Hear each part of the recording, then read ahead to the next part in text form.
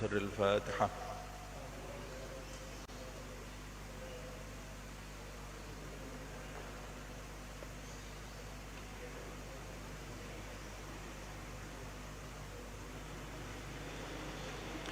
يا ربي صل على محمد، يا ربي صل عليه وسلم.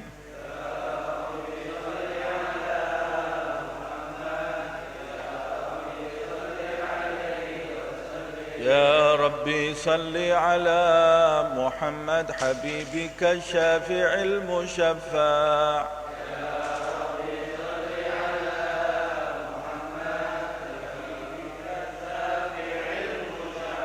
يا ربي صل على محمد أعلى الورى رتبة وأرفع.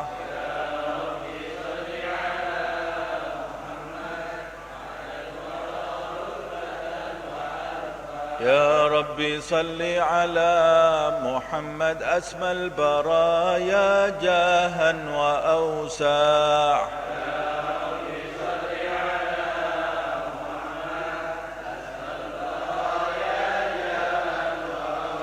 يا ربي صل على محمد واسلك بنا ربي خير مهيع.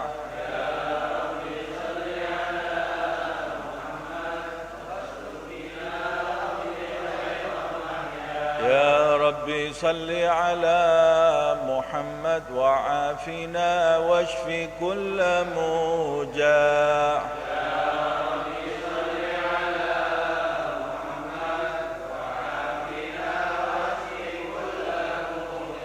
يا ربي صل على محمد وأصلح القلب واعفو وانفع.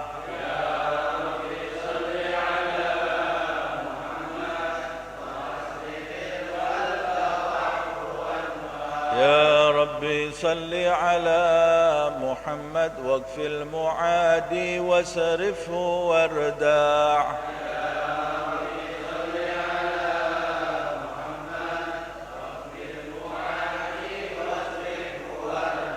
يا ربي صل على محمد نحل في حسنك الممنع.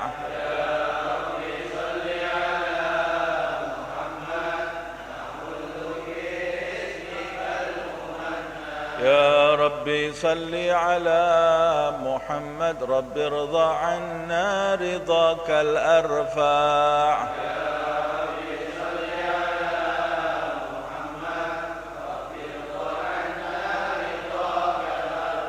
يا ربي صل على محمد واجعل لنا في الجنان مجمع.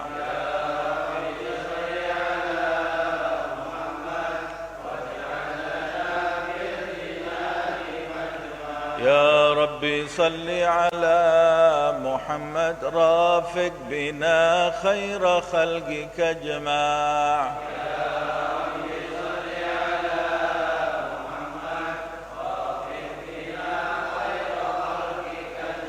يا ربي صل على محمد، يا ربي صل عليه وسلم.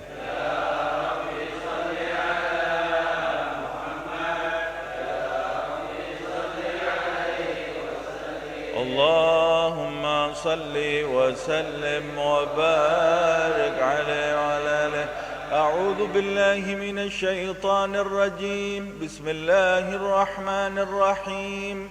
إنا فتحنا لك فتحا مبينا ليغفر لك الله ما تقدم من ذنبك وما تأخر ويتم نعمته عليك ويهديك صراطا مستقيما وينصرك الله نصرا عزيزا.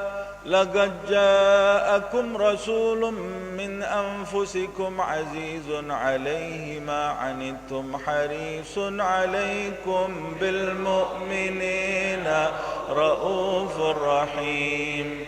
فإن تولوا فقل حسبي الله لا إله إلا هو عليه توكلت وهو رب العرش العظيم.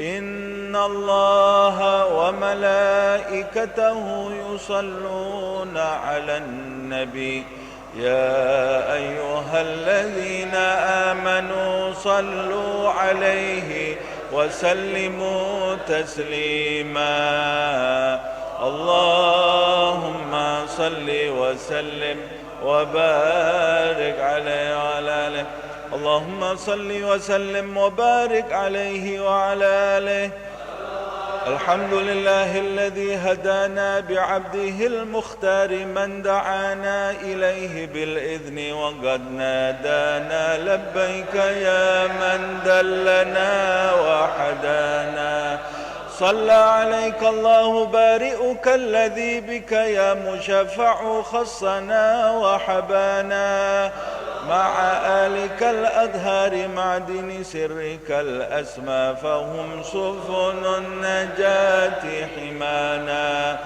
وعلى صحابتك الكرام حماة دينك أسبحوا لولائه عنوانا والتابعين لهم بصدق ما حدا حاد المودة هيج الأشجانا والله ما ذكر الحبيب لدى المحب إلا وأدحى والها النسوانا أين المحبون الذين عليهم بذل النفوس مع النفائس يانا لا يسمعون بذكر طه المصطفى إلا به انتعشوا وأذهب رانا فاهتاجت الأرواح تشتاق اللقاء وتحن تسأل ربها الرضوانا حال المحبين كذا فاسمع إلى سير المشفع وارهف الآذانا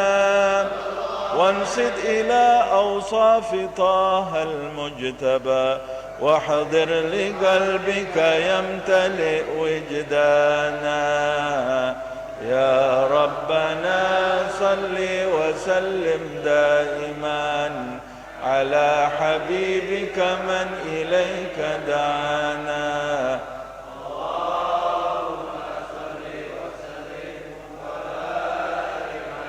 اللهم صل وسلم وبارك عليه وعلى آله نبأنا الله فقال جاءكم نور فسبحان الذي أنبانا والنور طه عبده من به بذكره أعظم به منانا ورحمة المولى تأمل قوله فليفرحوا واغدوا به فرحانا مستمسكا بالعروة الوثقى ومعتسما بحبل الله من أنشانا واستشعرا أنوار من قيل متى كنت نبيا قال آدم كانا بين التراب وبين ماء فاستفق من غفلة عن ذا وكن يقضانا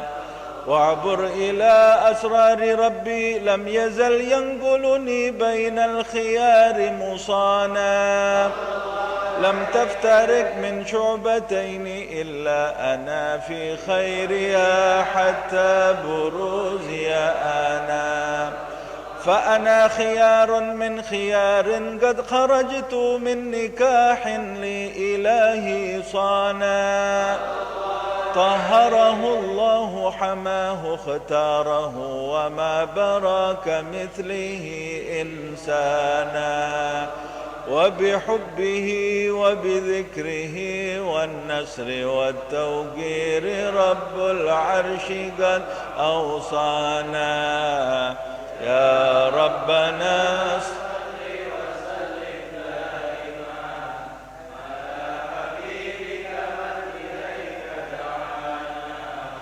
اللهم صل وسلم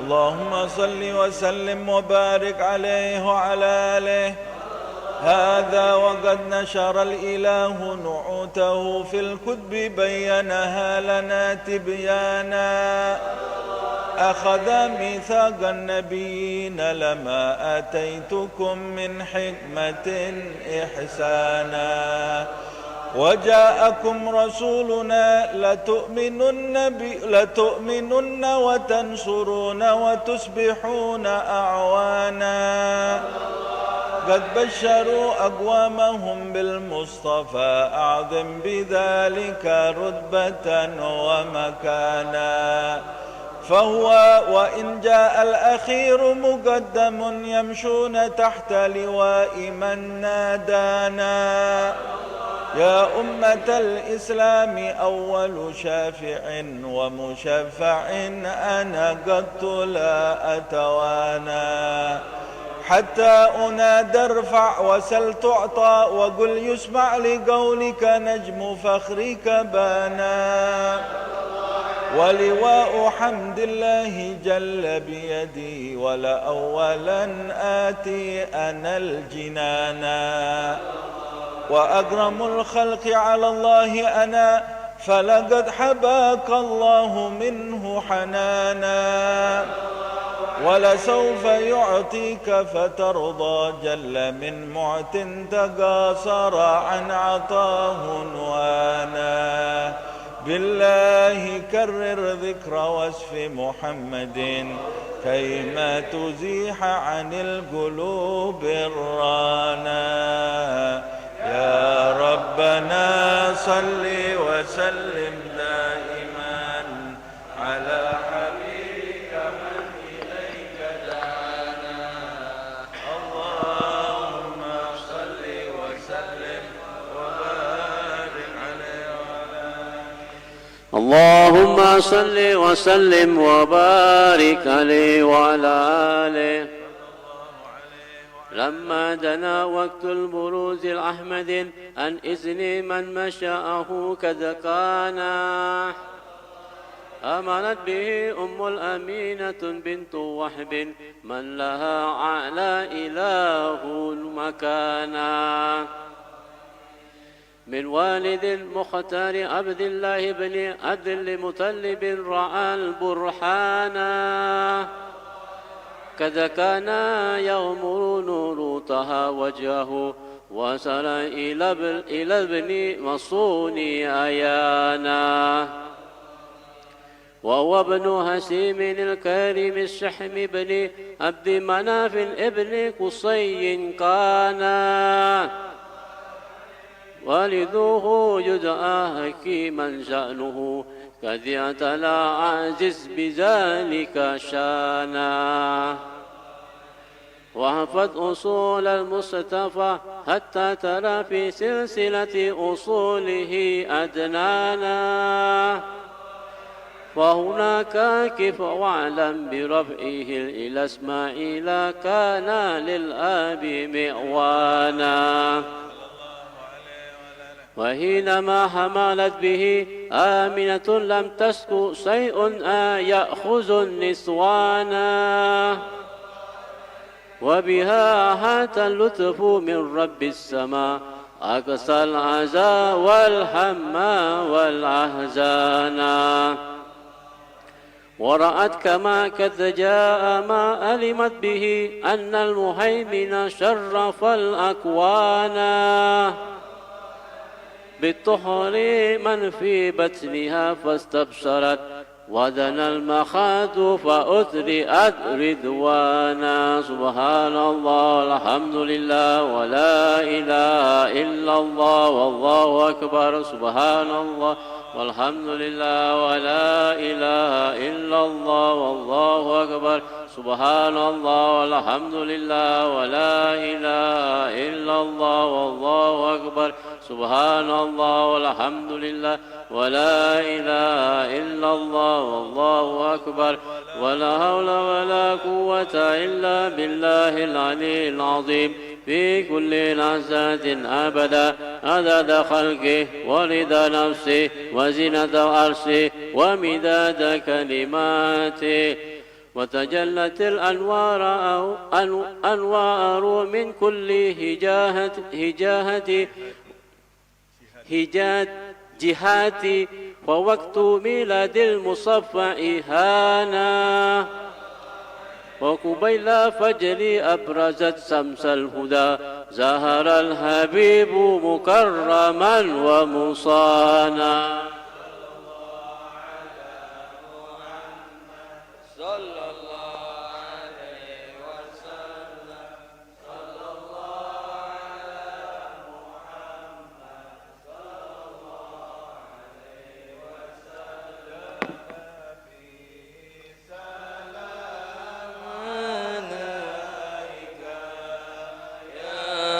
رسول سلام عليك يا حبيب سلام عليك يا رسول الله صلوات الله عليك يا نبي سلام عليك يا رسول سلام عليك يا حبيب سلام عليك يا رسول الله صلوات الله عليك الله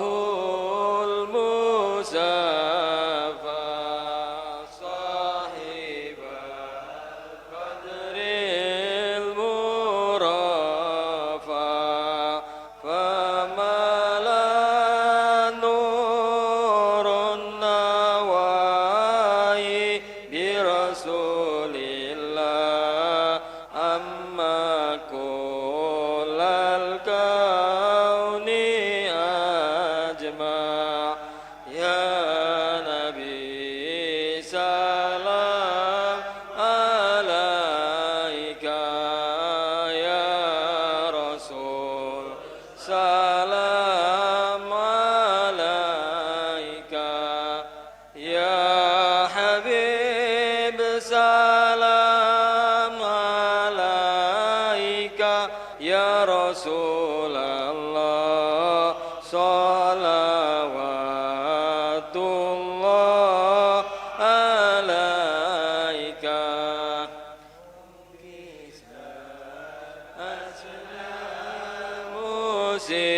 مسركين وبناصرك تصدع ودنا وقت الهداية برسول الله وحب الكفر تزازا يا نبي سلام عليك يا رسول سلام عليك يا حبيب سلام عليك يا رسول الله صلوات الله عليك مرحبا أهلا وسهلا بك يا ذا القدر الأرفع يا إمام الرسالة يا رسول الله من به الآفات تدفع يا نبي سلام عليك يا رسول سلام عليك يا حبيب سلام عليك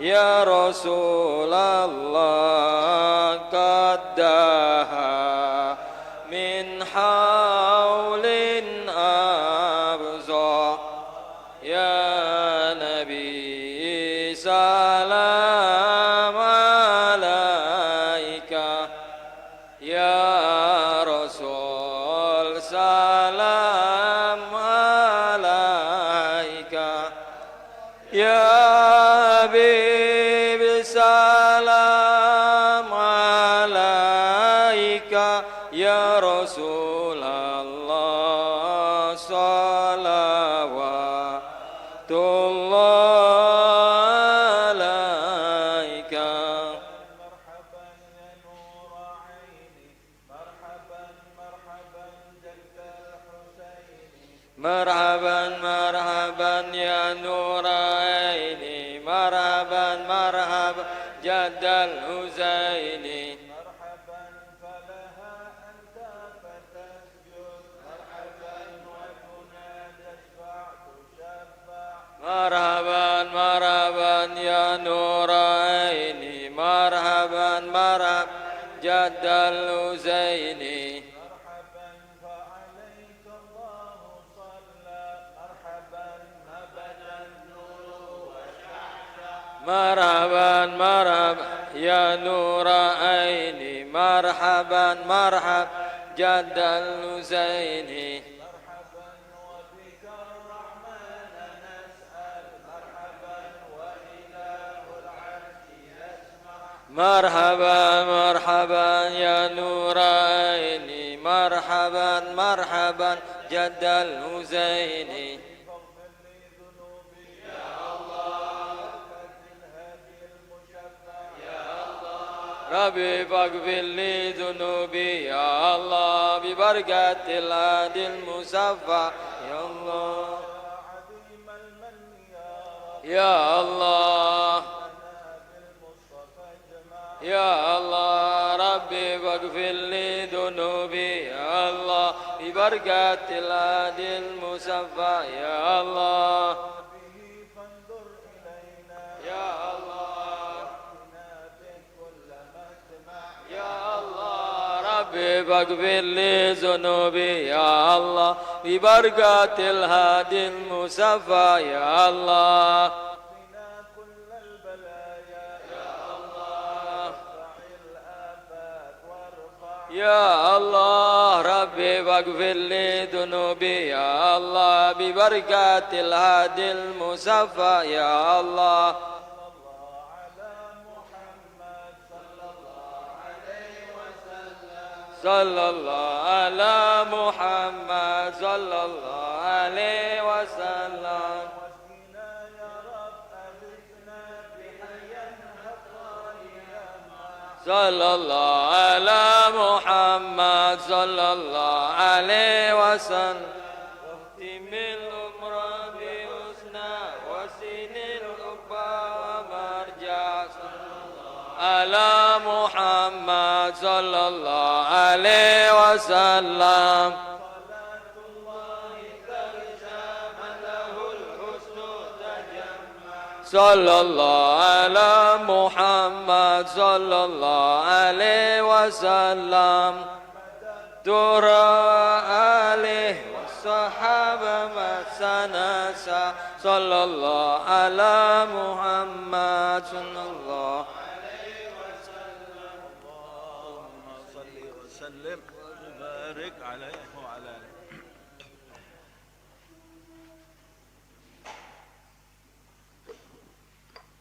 اللهم صل وسلم وبارك عليه وعلى آله صلى الله عليه وعلى آله ولد الحبيب فخر حالا ساجدا لله من أنسانا وبرانا ورعاية المولى تهيت بأحمد في كل حين باتنا وأيانا قد أرضأته الأم ثم سويبة وحليمة منسودها قد بانا قد بشرت سويبة سيدها أبا لهب أغتقها فرحانا لم ينس خالقنا له فرهته بالمصطفى وبذا الحديث أتانا أن الأدب مخفف في كل اثنين لفرهته بمن وافانا هذا مع الكفر فكيف بفرهة من ذي فؤاد امتلأ إيمانا ورأت حليمة ما رأت من بركات محمد ما هير الأذهان در له سدي وقد كان ابنها يبيت يبكي مسغبا جيعانا لكنه ليلة أن جاء الحبيب بات موفور الرضا سبعانا ودرت الناقة ألبانا وقد سمنت زويبتها فكان شانا أنكره رفقتها وسلمت أشجار أهجار على مولانا سبحان من أنطق أشجارا وأحجارا تهيي المصطفى سبحانا يا ربنا صل وسلم دائما على حبيبك من إليك دعانا اللهم صل وسلم وبارك عليه وعلى آله اللهم صل وسلم وبارك عليه وعلى آله هذا الوقت نساء حبيب البشيرات الموريات وما أتى إسيانا ترآه عين الله من عذبه أحسن تأديبه نبينا الإنسان ونسى صدوك محسنا دائفات وفترات وعمات مكوانا لاهمة وسجاءة وتوكل ومكارم لا تحتيس أسبانا دعي الأمين وهو في أهل السماء نعم الأمين له محمد صانا ذهبت به الأم تجور أباه في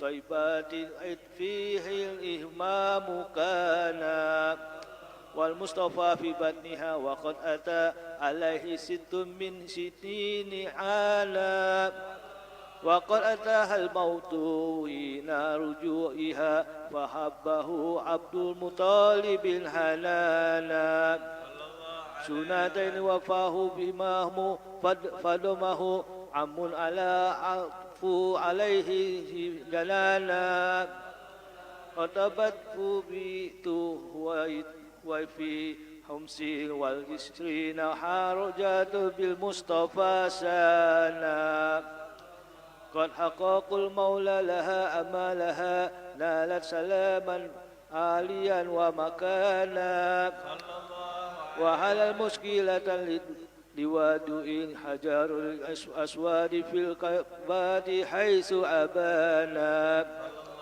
عن شهاد الفقر وواقع الحجاز سبحان من علمه أعوانا يا ربنا صل وسلم دائما على حبيبك من إليك دعانا اللهم صل وسلم وبارك عليه وعلى آله اللهم صل وسلم وبارك عليه وعلى آله وأتاه جبريل بوحي الله في غار هراء يعبد الرحمن وضمه الثلاث ثم أرسله اقرأ وربك علم الإنسان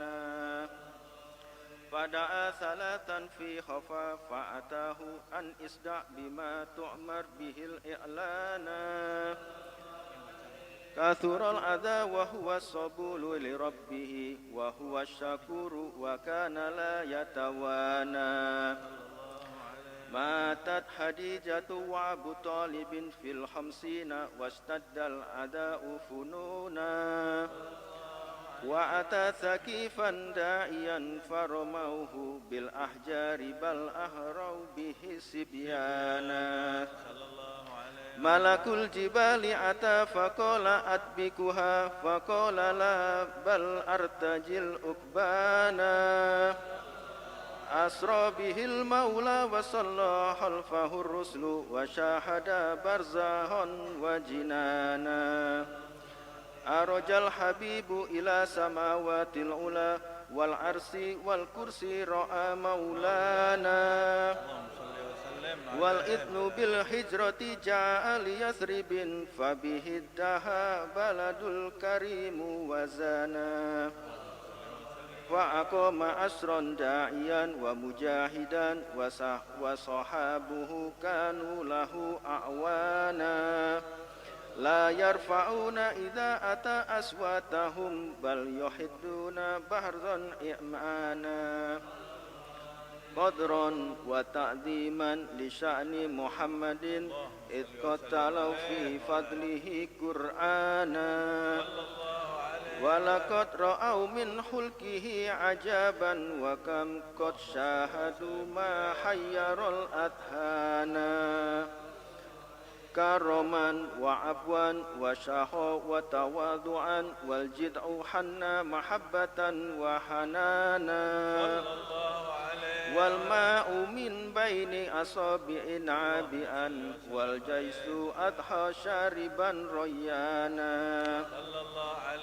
والله قد عظمت معاجز أحمد رفع المهيمن للنبي مكانا ولقد أزى 27 مع صحب رجالا قد مشوا ركبانا أكرم به وبصحبه وبتابعين يا ربي ألحقنا بهم إحسانا يا ربنا صل وسلم دائما على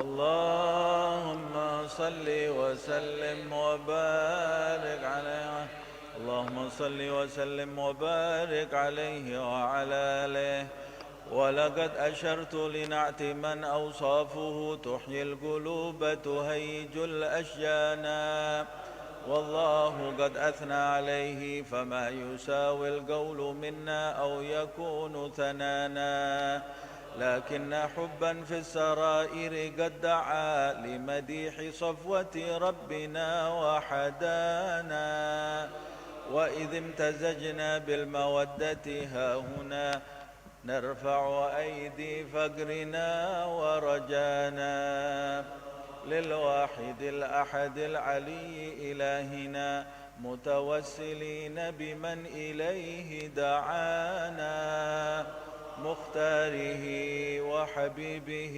وصفيه زين الوجود به الإله حبانا يا ربنا يا ربنا يا ربنا بالمصطفى اقبلنا أجب دعوانا أنت لنا يا ذخرنا في هذه الدنيا وفي أخرانا أصلح لنا الأحوال واغفر ذنبنا ولا تؤاخذ ربي إن أخطانا واسلك بنا في نهج طه المصطفى ثبت على قدم الحبيب خطانا أرنا بفضل منك طلعة أحمد في بهجة عين الرضا ترعانا واربط به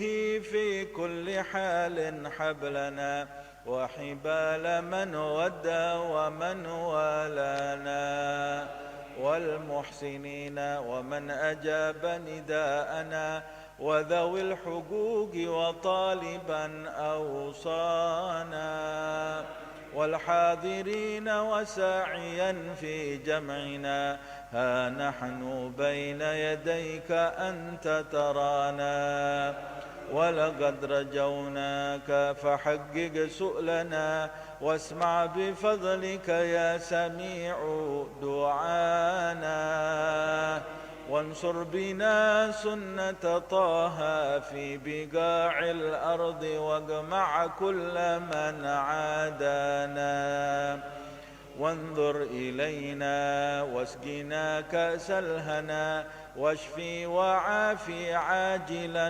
مرضانا وقضي لنا الحاجات وحسن خدمنا عند الممات وأصلحا عقبانا يا رب واجمعنا وأحبابا لنا في دارك الفردوس يا رجوانا يا رب واجمعنا وأحبابا لنا في دارك الفردوس يا رجوانا يا رب واجمعنا وأحبابا لنا في دارك الفردوس يا رجوانا بالمصطفى صل عليه وآله ما حركت ريح الصبا أغصانا سبحان ربك رب العزة عما يصفون وسلام على المرسلين والحمد لله رب العالمين بسر الفاتحة.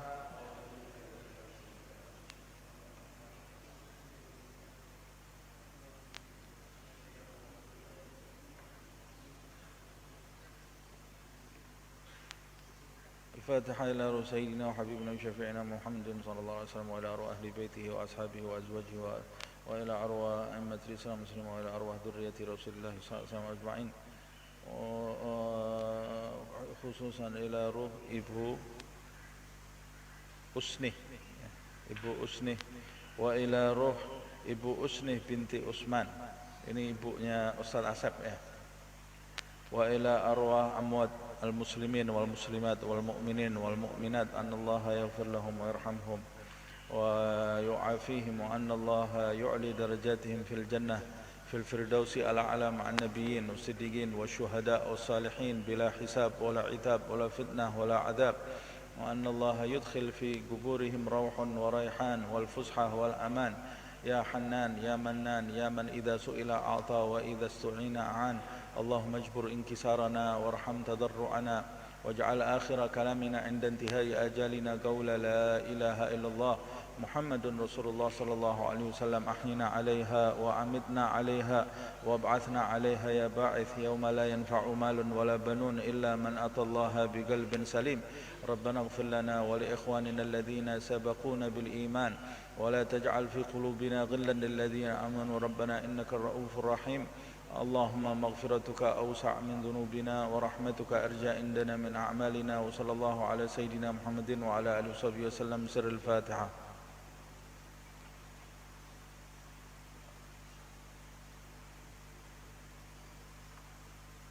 ربنا تقبل منا إنك أنت السميع العليم تب علينا إنك أنت التواب الرحيم اللهم لا تحرمنا خير ما عندك لشر ما عندنا اللهم وفقنا العمل الذي يقربنا إليك في الدنيا والآخرة اللهم زاهدنا في الدنيا ورغبنا في الآخرة واجعلنا من عبادك على العلماء العاملين المخلصين اللهم مغفرتك أوسع من ذنوبنا ورحمتك أرجى عندنا من أعمالنا اللهم مغفرتك أوسع من ذنوبنا ورحمتك أرجى عندنا من أعمالنا اللهم مغفرتك أوسع من ذنوبنا ورحمتك أرجى عندنا من أعمالنا يا رب بهم وبآلهم عجل بالنصر وبالفرج وصلى الله على سيدنا محمد وعلى آله وصحبه وسلم والحمد لله رب العالمين. Kita lanjutkan Minhajul Abidin sampai jam 8:30. Hah? Sudah mulai?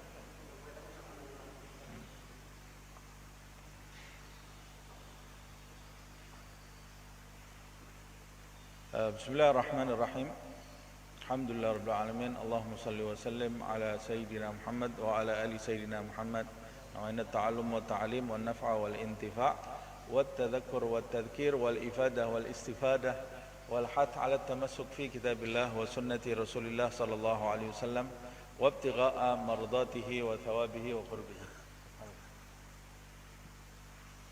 Kita lanjutkan kajian Minhajul Abidin ya.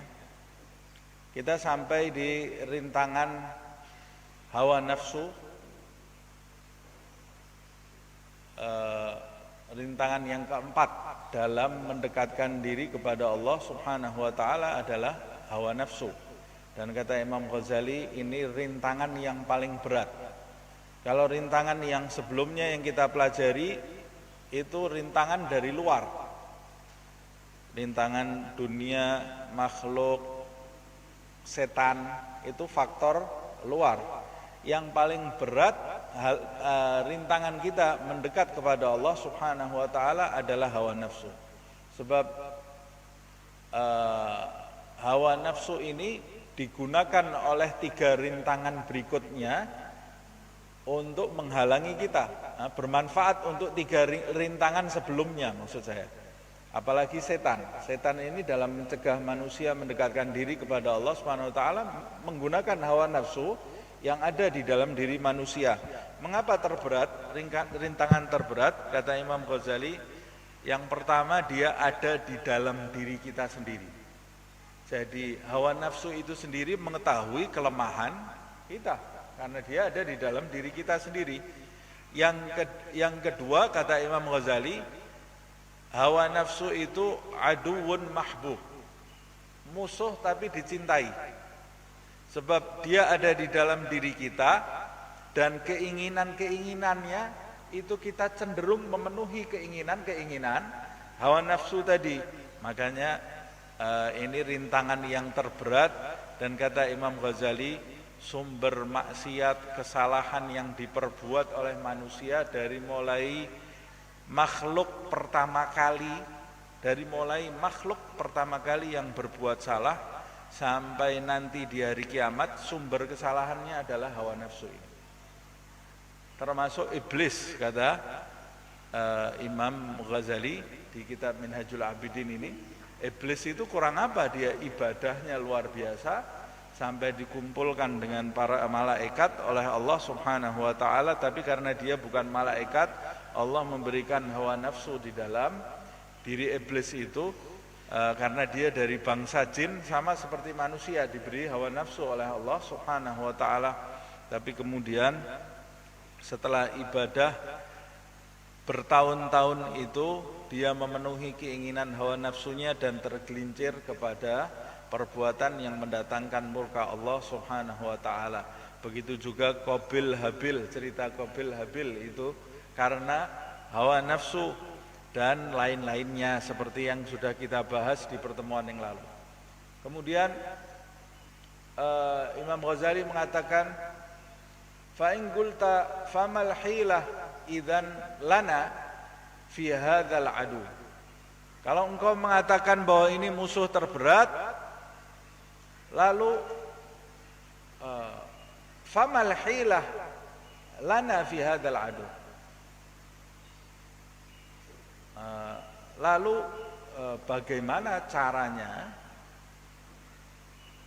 apa siasat yang harus kita lakukan untuk menghadapi musuh ini? Wa mat tadbir fi amrihi, dan apa planning, rencana kita untuk menghadapi musuh ini. Jadi mau menghadapi musuh itu kita harus punya siasat, punya rencana. Jangan maju menghadapi musuh tawakal-tawakalan ya. Nah, ada orang itu ikhtiar itu penting di dalam hidup, dan Allah itu menyukai hamba yang berikhtiar, punya planning di dalam hidupnya. Disukai oleh Allah Subhanahu wa taala karena hamba yang seperti itu beradab. Makanya di dalam banyak ayat Allah memerintahkan kita untuk berusaha. Walladzina jahadu fina. Dalam ayat yang lain innallaha la yughayyiru ma biqaumin hatta yughayyiru ma bi anfusihim. Dan ayat-ayat lainnya yang berkenaan dengan itu. Wa ma ramaita id ramaita. Nabi Muhammad saja makhluk yang paling dekat dengan Allah Subhanahu wa taala diperintahkan oleh Allah untuk berikhtiar. Kalau Allah mau, Allah bisa menghabiskan orang-orang musyrik, orang kafir itu dihabiskan oleh Allah seketika. Nabi Muhammad gak usah capek-capek pergi hijrah dari Mekah ke Madinah, tidak usah pakai dilempar batu, tidak usah ikut perang. Tapi Allah Subhanahu wa taala menginginkan Nabi Muhammad SAW berikhtiar, mengatur siasat, memiliki planning di dalam hidupnya. Nah, kalau Nabi Muhammad saja berikhtiar menyusun rencana di dalam hidupnya, bagaimana dengan kita? Nah, Nabi Muhammad itu adalah panutan kita. Kalau kita hidup tidak punya planning, maka kita bukan pengikut sunnah Rasulullah Sallallahu Alaihi Wasallam. Harus punya planning di dalam hidup. Planningnya apa ini? Siasatnya, rencana kita. Kalau kita ngatur siasat sendiri, bisa jadi salah jalan kita. Ikuti orang-orang yang sudah bisa menundukkan hawa nafsunya.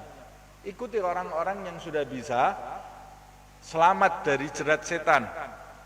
Mereka adalah ulama-ulama yang memiliki kedudukan tinggi di sisi Allah Subhanahu wa taala. Salah satu contohnya adalah Imam Ghazali ini. Kalau kita terapkan apa yang diajarkan oleh Imam Ghazali ini di dalam hidup kita, maka kita akan sukses seperti beliau.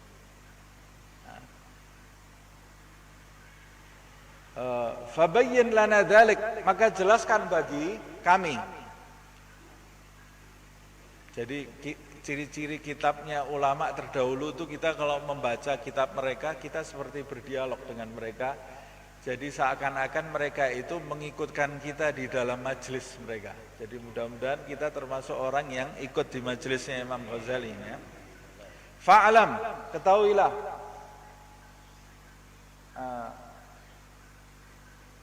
anna zikruna fima taqaddam anna amraha asirun sa'bun. Anna dzakarna saya tidak bawa kacamata, lupa. Anna dzakarna fima taqaddama anna amraha asirun sa'bun. Sesungguhnya kami sudah menjelaskan di awal pembahasan tentang hawa nafsu ini, bahwa memang tidak menutup mata perkara hawa nafsu ini adalah perkara yang sangat berat dan sulit. Berat dan sulit hawa nafsu ini. Tidak gampang menghadapi hawa nafsu. Id la yumkinu ghahruha bimarratin kasairil a'da. Sebab kita ini tidak bisa melawan hawa nafsu itu dengan sekali menghancurkannya seperti musuh-musuh yang lain. Beda dengan setan. Setan itu mengganggu kita, kita baca ta'awudz, baca ayat kursi, lari dia. Ya dia mungkin datang lagi nanti dengan cara yang lain, kita baca zikir lagi, lari dia, setan. Dengar adzan saja kata Rasulullah sudah lari, setan. Dunia juga begitu. Kita bisa menjaga diri kita dari dunia dengan cara menjauh. Selesai. Makhluk juga begitu. Kita bisa menjaga diri dari makhluk yang merusak dengan cara menjauh dari makhluk itu. Selesai, problem selesai. Nah, cuma kita ini kadang-kadang kesulitan melawan setan, kesulitan melawan dunia, kesulitan melawan makhluk, bukan karena setan, dunia, makhluk, tapi karena nafsu yang ada di dalam diri kita. Nah, jadi orang kalau sudah bisa menundukkan nafsunya, rintangan ketiga sebelumnya ini hilang. Nah, ini sumber masalah ini, nafsu ini. Nah, tapi dalam mengatasinya tidak bisa kita tekuk. Nafsu itu tidak bisa kita kalahkan dalam satu kali banting.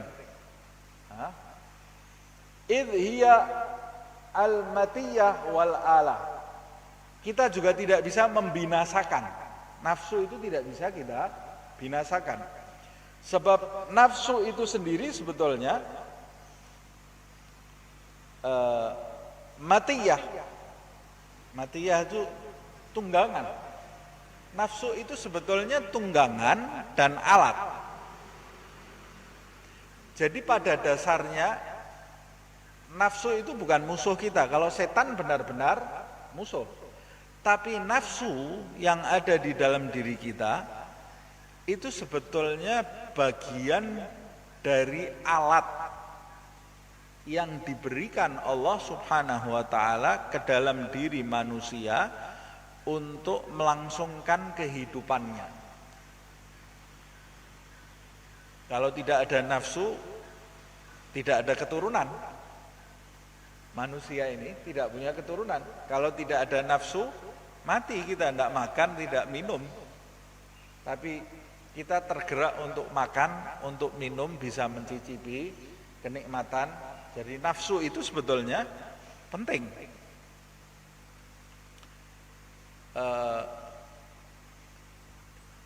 Tapi problemnya kenikmatan yang kita dapat dari nafsu itu, syahwatnya ini, keinginan-keinginannya ini kadang-kadang berlebih-lebihan sehingga bisa merusak diri kita. Saya kasih contoh yang simpel saja. Makan itu penting untuk hidup. Orang yang tidak makan bisa mati dia. Orang yang tidak makan dia tidak bisa hidup dia. Nah, untuk makan kita perlu keinginan nafsu. Tapi kalau tidak kita cegah keinginan nafsu itu, pada saat kita makan, tadinya kita makan mau melangsungkan hidup, waktu kita makan makanannya enak. Syahwat nafsu ini meminta lagi. Ambil lagi makan, ambil lagi makan. Kalau kita turuti terus sakit. Over gitu ya. Kelebihan makan itu sakit. Minum manis-manis enak, minum manis itu baik buat tubuh kita. Tapi kalau syahwatnya tidak kita tekan, minum manis terus kena sakit, diabetes. Atau makan yang asin, enak. Tapi kalau syahwatnya kita turuti terus makan asin terus, bisa sakit darah tinggi. Atau hal-hal yang lainnya. Ini kalau kita bahas fisik ini ya, fisik. Orang berlebih-lebihan itu juga alhasil berlebih-lebihan memperturuti keinginan syahwat itu bermadharat untuk fisik kita, lebih-lebih lagi untuk batin. Dan itu bukan soal makanan saja.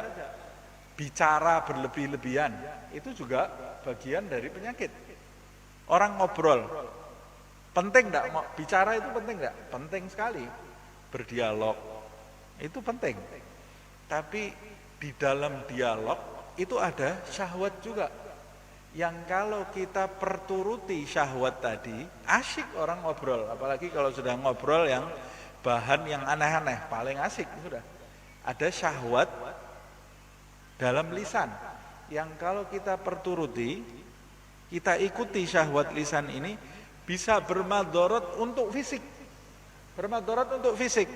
Ucapan yang kita turuti tidak kita jaga itu seperti singa bagi diri kita sendiri yang nanti sewaktu-waktu akan menjadikan kita celaka. Menjadikan kita celaka. Makanya orang yang selamat fi salamatil lisan, yang bisa menjaga lisannya, itu orang yang selamat hidupnya. Nabi sendiri mengatakan, "Man kana yu'minu billah wal yaumil akhir falyaqul khairan au liyasmut." Siapa yang beriman kepada hari akhir, kepada Allah dan hari akhir, maka hendaklah dia mengucapkan sesuatu yang baik atau diam. Jadi memang semua harus dijaga, sebab seperti yang saya sampaikan di pertemuan yang lalu, syahwat nafsu itu mengarahkan kita menuju ke neraka. Huffatin nar bis syahwat. Neraka itu dikelilingi oleh hal-hal yang disukai oleh syahwat hawa nafsu kita. Nah, dia juga berarti kalau nafsu itu alat, berarti tidak bisa dihancurkan, tidak bisa kita matikan, karena dia alat. Kalau kita matikan sama sekali nafsu ini, syahwatnya tidak kita turuti sama sekali, mati kita. Tidak boleh, tidak diperbolehkan juga. Jadi bagaimana ini?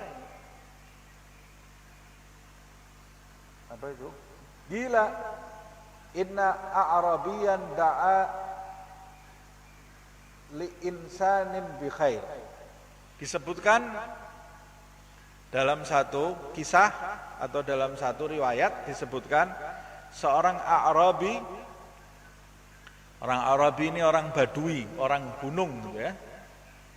Mendoakan seseorang, ada seorang Badui mendoakan kebaikan bagi seseorang. Doa yang baik ini maksudnya. Apa doanya?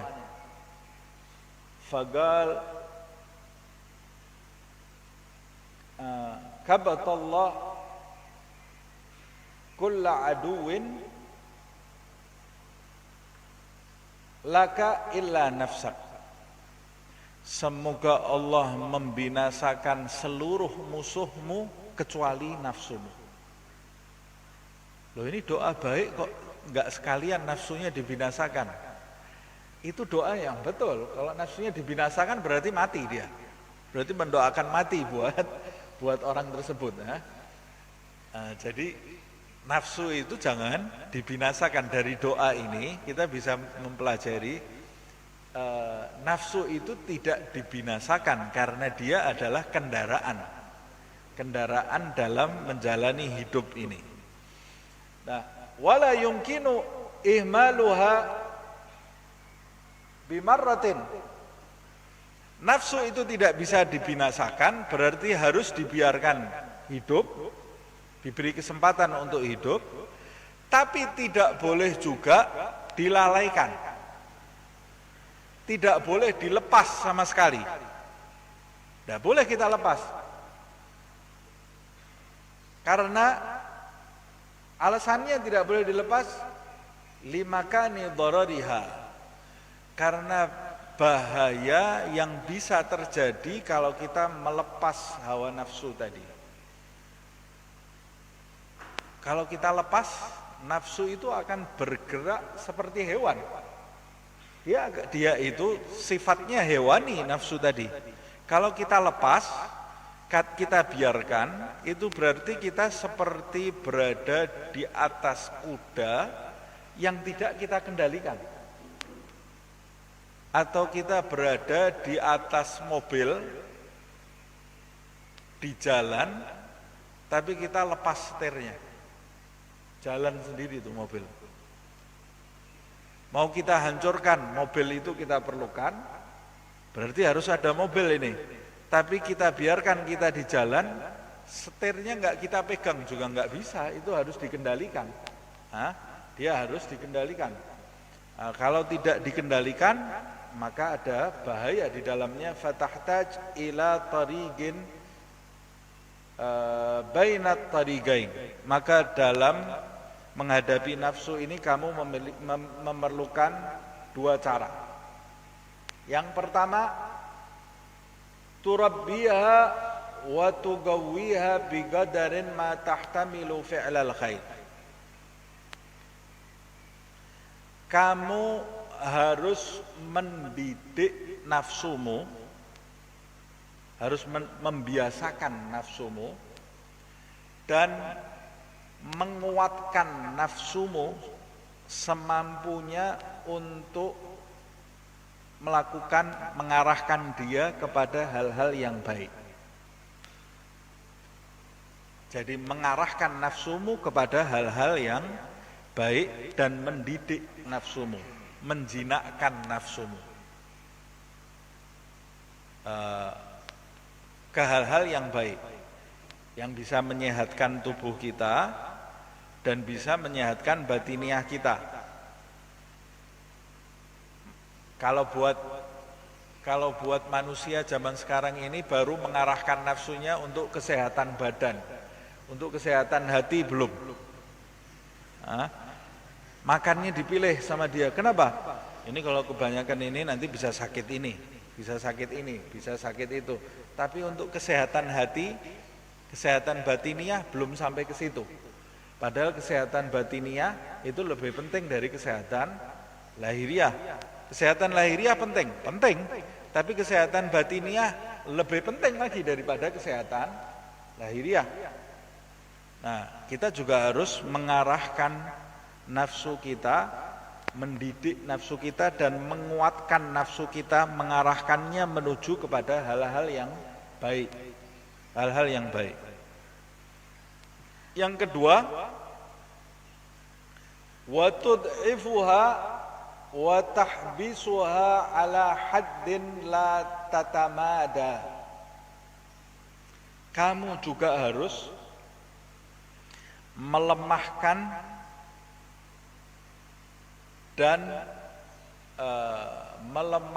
dan memenjarakan nafsumu sampai batas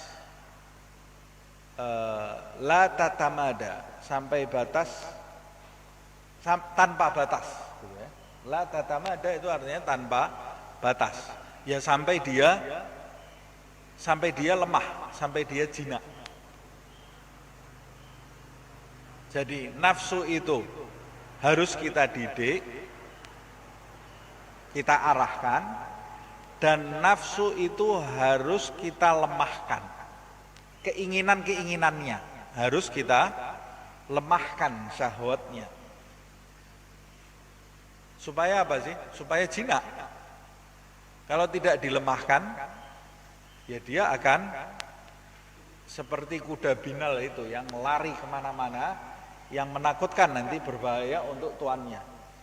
Fa anta min amriha fi ilajin syadidin wa nadharin latif. Dalam hal ini mendidik nafsu, mengarahkan nafsu dan melemahkan syahwat-syahwatnya itu, kamu harus melakukan pengobatan yang tidak mudah. Ilajin syadid, pengobatan yang benar-benar. Kamu perhatikan, wa nadharin latif. Dan kamu juga harus waspada dalam menundukkan hawa nafsu ini, harus sangat waspada. Karena memang tidak mudah dalam menundukkan hawa nafsu ini. Thumma inna qad dzakarna fi amriha an taljamuha bilijamit taqwa wal wara wal tahsul wal tuhassila al faidatain jami'an. Dan kita juga telah menjelaskan dalam menghadapi nafsu ini, kamu harus memberikan pelana dalam menundukkan nafsu, mendidiknya. Kamu harus memberikan kepada nafsu itu pelana. Kuda kalau tidak ada pelananya ya jalan kemana-mana ini. Nafsu juga harus kita beri lijam. Lijam itu pelana. Apa pelana nafsu ini? Lijamit taqwa wal wara. Pelana nafsu itu adalah takwa dan wara. Wara itu berhati-hati atau menjauhkan diri dari barang yang syubhat. Lebih-lebih lagi dari barang yang haram. Dari barang yang syubhat. Barang yang syubhat itu barang yang tidak jelas kehalalannya. Ini halal atau haram, tidak jelas, kita menjauh dari itu. Lebih-lebih lagi yang sudah jelas-jelas haram. Seperti yang disebutkan di dalam hadis, innal halal bayyin wa innal haram bayyin wa bainahuma amrun mutasyabihat. Kata Rasulullah, sesungguhnya perkara yang halal itu sudah jelas, perkara yang haram itu sudah jelas, Dan di antara halal dan haram ini ada hal-hal mutasyabihat yang samar, yang kamu tidak tahu hukumnya. Umpamanya ini saya kasih contoh, ada makanannya sebetulnya halal, zat makanan itu halal, tapi ini makanan milik siapa kita tidak tahu. Makanannya milik siapa tidak tahu. Ini boleh saya makan atau tidak ini makanan ini? Ini berarti sesuatu yang syubhat, tidak boleh kita sentuh. Tidak boleh kita sentuh sampai kita tahu kehalalannya. Oh, ternyata ini makanan diperbolehkan bagi siapa yang mau makan, dihalalkan oleh pemiliknya. Nah, ini jadi halal. Tapi kalau makanannya belum tahu miliknya siapa, jangan kita ambil dulu kemudian baru izin. Ini syubhat ini. Kamu makan barang syubhat, sudah tidak ada warak di dalam diri kamu. Atau makan masuk ke suatu undangan perayaan padahal kita tidak diundang. Kita tidak diundang.